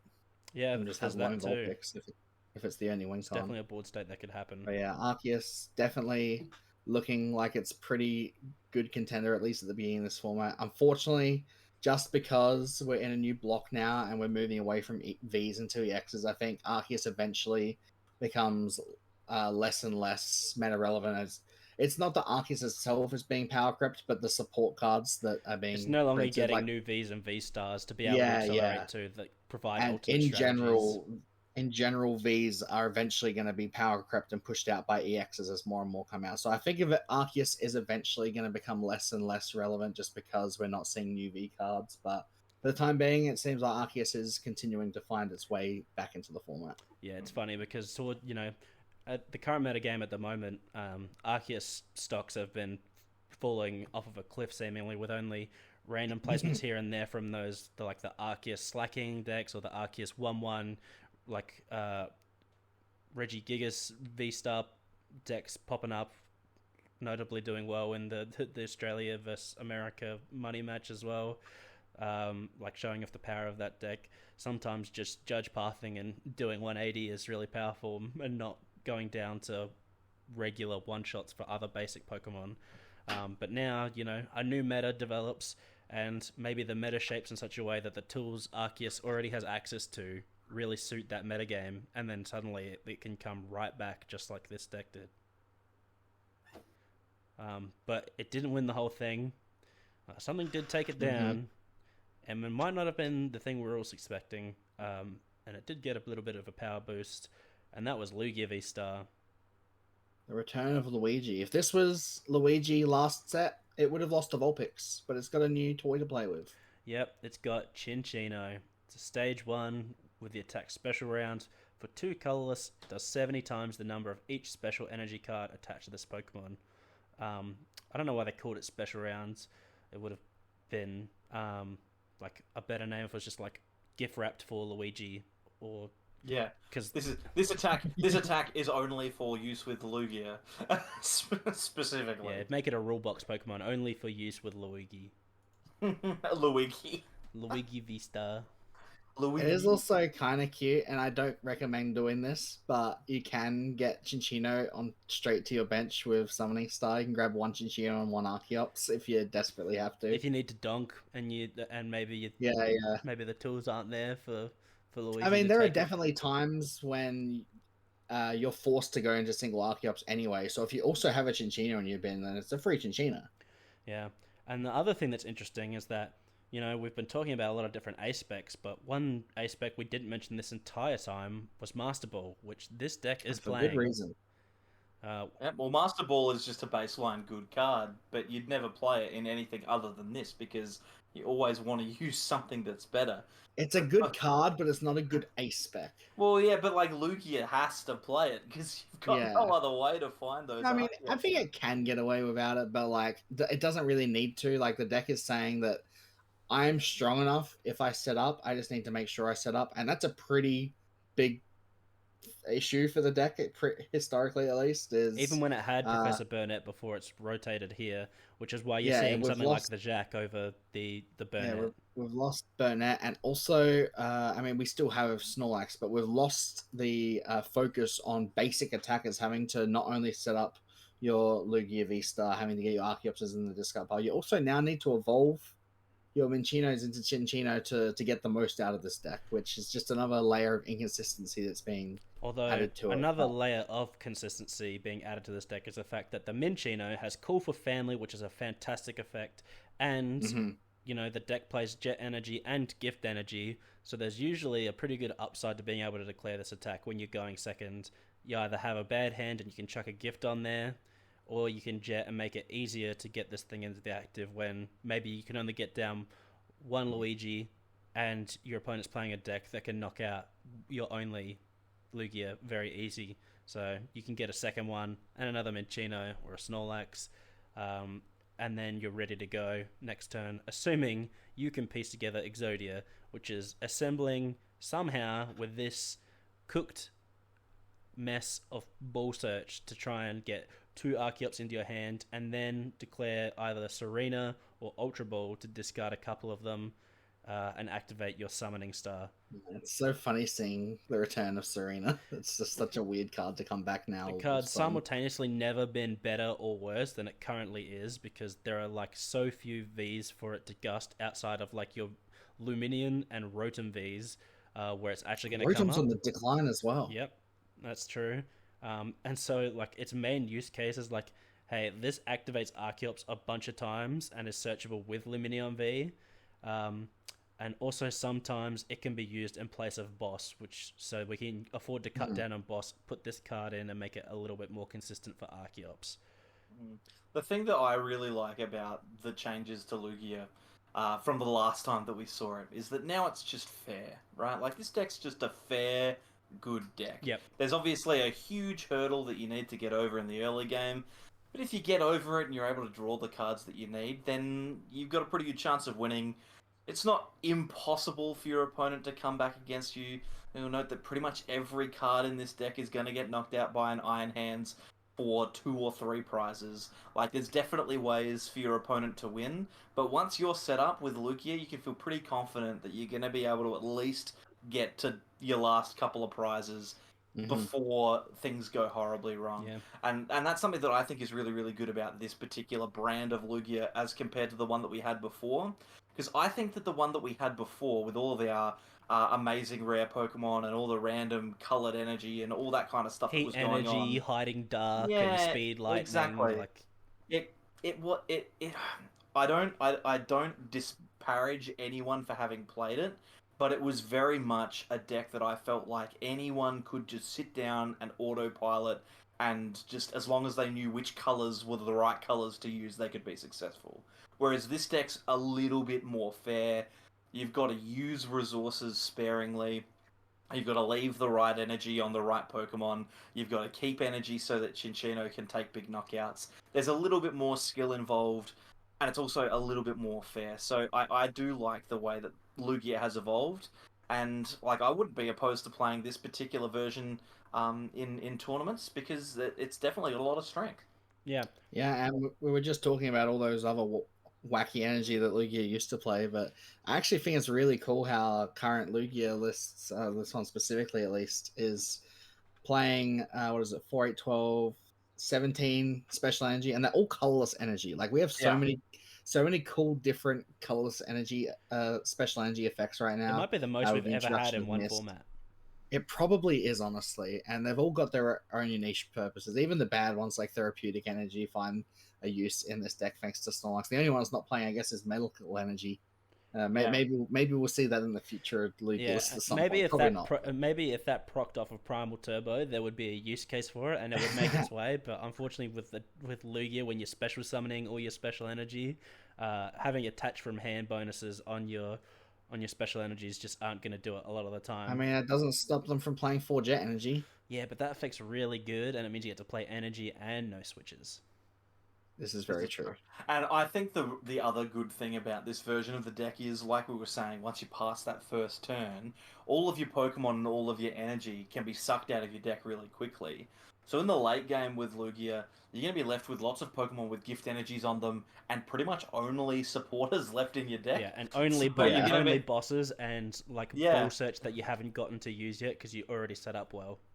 Yeah, which can be used to get Luminion for boss if you haven't used it already. I think that's a really, really cool kind of effect of the way that this Lugia deck has grown. And yeah, you just need to make sure that you get over the first hurdle, which is setting up. And Chinchino has the perfect amount of HP. 110 means it can't be killed by Gran, but it can be killed by Cram, which I think is a really, really balanced number. It's a thing you're happy to take the L on, because if you didn't get knocked out by Cram, you'd be like, oh, that doesn't feel right. Like, that's a little unfair. Yeah. But if it's 110, you're like, I can be okay with this because this thing can knock out a Charizard. I think I can deal with the fact that it gets knocked out by a Cram. Yeah. But most importantly, not a Greninja. Yeah. And I think that's obviously this brand new inclusion, this new power spike in the deck gives it a much stronger matchup into the deck that probably gave it the most trouble before, while this deck hasn't been seeing play, because Charizard's been around now for quite a while since its release. Now that the list has sort of been quote unquote solved in its current form, Lugia's just not had a matchup into it. So with the addition of Chinchino being a one-prizer that can take a one-shot on a Charizard with a manual attachment and 2 Primal Turbos, all you have to do is make sure that only one of them is a double Turbo Energy, and then you get to that perfect number of 330 damage with the negative from double Turbo applied, and there you go, bing bang boom. You've got yourself a matchup that's fair for everyone. Yeah, and with Jet Energy, you don't even need to have an energy on board to pivot if you're able to attach Jet to it to get it into the active. Mm-hmm. It's all very good. And it was just, I think this is another case of a deck that might not necessarily be the best deck in the format, but it was the best time in this metagame in Japan to play this deck for it to do well. With Arceus decks trying to prey on Charizard, still decks that are a bit more experimental or in newer stages that aren't preying on stuff like Jet Energy as much, or maybe just not enough of them for this deck to be able to skip around them. And also the Charizard decks that this deck now probably has a positive matchup into, with the newfound power in Chinchino. This was able to rise to the top by fighting off those matchups, but there are definitely weaknesses to this deck, like Mitch pointed out, and that's the best thing, is that pretty much all of the decks we've talked about tonight are fair, with the exception of one which we all agree that we don't like. Well, here's the thing though, for all that we hate about Stall, it is fair in that there is a 1-card counter that destroys the deck. You can just play a Minior and you lose. That. Yeah, exactly. You can just put a card in to beat that matchup. the reason that it's not great and feels bad is because you need to put the card in. Yeah, and we're stubborn because who would be mean enough and evil enough to play Snorlax? Yeah, exactly. Who would do it? Not Who us, so we can't picture it happening. Yeah, exactly. He'll do it. He'll do it. He's a madman. I'll do it. I'll play Snorlax. I'll do it. No, I would never touch that deck. But like each of the others, there are inherent strengths and weaknesses to them all. None of them are overtly broken. Charizard, by virtue of the HP that it has, is the closest to being broken, which is why it's the deck that's seeing the most success. But even then, if you look at those City League results, there's not really like a dominant deck. Charizard very rarely actually wins. And so it's a very exciting format to go into. I think it is worth talking very, very quickly, though. I'm aware that we've been talking for a very long time about some other decks that didn't make this top 16. Chenpao. Yeah, because there are a few that are super, super strong. Chenpao in particular, that didn't have a showing here. And I think that that's a little bit of a concern when it comes Boy, to did they see a lot of play, though. Because they were on stream a lot for this tournament. They just didn't make it to top 16. And like I've been playing a lot of Chenpao in testing because I think that deck is really, really good. But it obviously still has the same weaknesses that it had before in that you need to get your Baxcaliburs set up. So there might be some issues related to that. But as far as I'm concerned, Chenpao is one of the only decks at the moment that has an easy answer to pretty much everything in the format. Yeah. And like I will say that like Chenpao's like major downside for me was consistency, and it's a casino for sure. It was even more of a casino in its current state right now before rotation, but with the simple addition of like the changeover from Battle Pass to Buddy Poffin, the deck is so much more consistent because after turn 1 you can still get down extra Bidooфs and extra Frigibaxes, but obviously like even though a deck can be so strong, I think it's been like and decks like Golden Go, which also seen a huge power boost with the rotation as well. I think like both of these decks are very powerful and great contenders for being one of the better decks in this new format. But even all it takes is to hit like 1 or 2 bad matchups and you're out of a tournament this size, and that's just what we've seen here. Another deck we didn't see is Gardevoir, which definitely probably took the biggest hit from rotation out of all the decks that survived the rotation at least a little bit. Gardevoir technically survived. I think that it has the potential to be able to come back in one form or another, but it's got a lot more hurdles to overcome now because I think that a Gardevoir deck, even if in its prime before rotation, wouldn't want to deal with any of the new future or ancient cards coming out. Mate, I love Gardevoir. I will continue to play Gardevoir until we see rotation, but there are more Espathra EX decks performing well in Japan than Gardevoir decks. So that deck has lost so much in this new format, which is crazy because the cards that it loses aren't that significant, and losing Path should be a massive... Well, you lose out on the Gardevoir. Yes, you get your baby Gardevoir. You don't get to play anymore. Yep. I completely accept that. That's a big loss. Zacian. Right, but there are other I don't think attackers. Zacian's a big loss. There are other attackers that you can theoretically use. Yeah. The biggest issue is even though you lose Path and all these kind of things, just every other deck just got so much better that now its massive strength in being able to draw and consistently set up is being matched by everything else. I would be remiss if we let that slide because I think the actual biggest problem for Gardevoir wasn't any of those things that were mentioned, but actually the fact that it lost both Mirage Step, Curlier, and Level Ball at the same time. So now Level Ball is the biggest problem. Gardevoir is resorting to being a TM evolution deck now.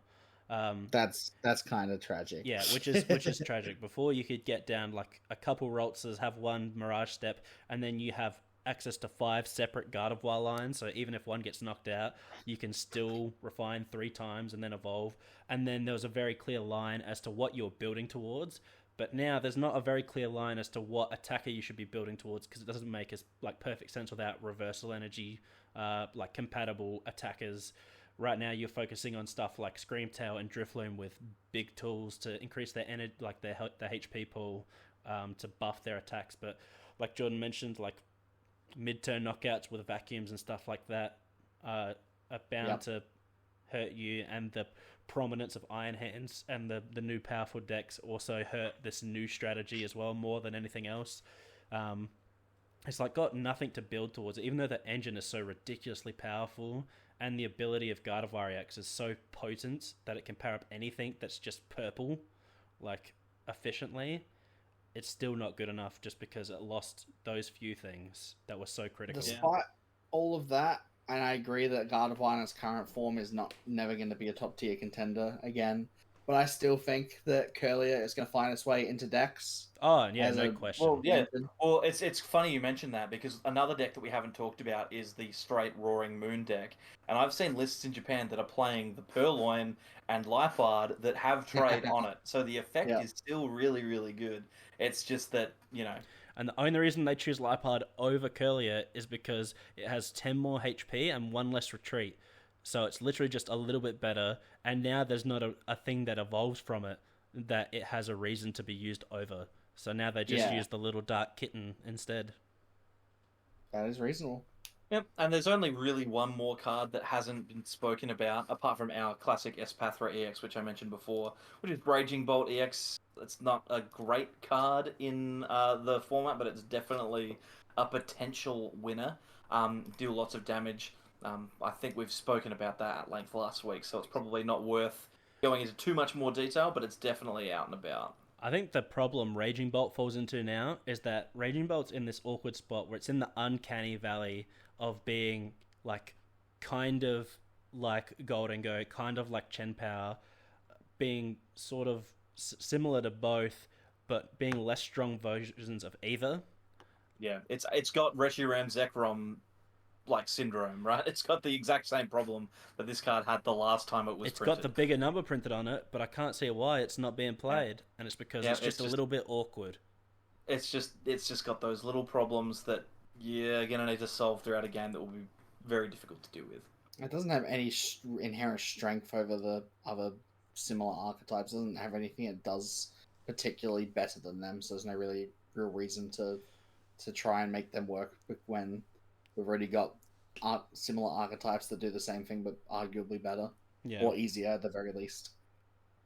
Yeah, but like Goldengo has the benefit of having a built-in draw engine without having the need to play like a big barrel or something like that. And Chien-Pao has the strength of having like built-in like tech attackers in the core consistency of the deck with like Radiant Greninja and Iron Hands being very easily splashable and able to power up.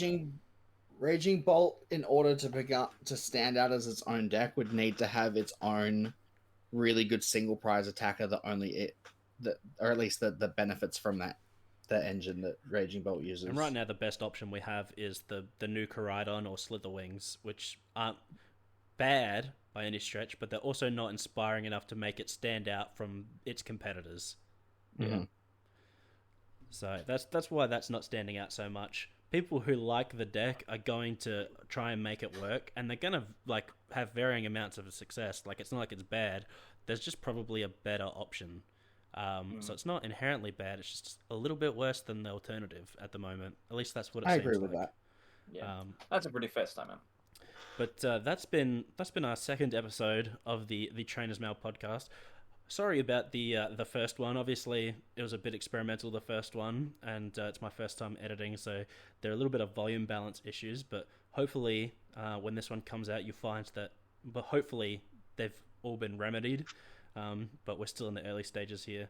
I'd like to thank Mitch and Jordan for joining me yet again for another discussion. No worries. I accept your thanks. Thank you for accepting my thanks. And, I accept that, thanks. You're most welcome. Here we go. This podcast is going to go for 8 hours. And if you want to check us out, you can listen to us on Spotify, or if you want to check out the slightly more interactive visual aspect where you can see me looking at the decks at the same time as we're talking about them, you can check us out on YouTube at Trainers Mail Podcast on those respective names. And we've also got a TikTok and an Instagram with nothing other than at Trainers Mail Pod that you can check out. And if people show interest in them, then we can start creating content for them. But until that point, we'll see you next time for the next episode. was gonna say let's work out the audio mixing before we put things on TikTok. Yeah, we'll figure out the audio mixing, and then we'll start leaning towards TikTok. But thanks for tuning in again this time, everybody. We'll see you next time. Bye.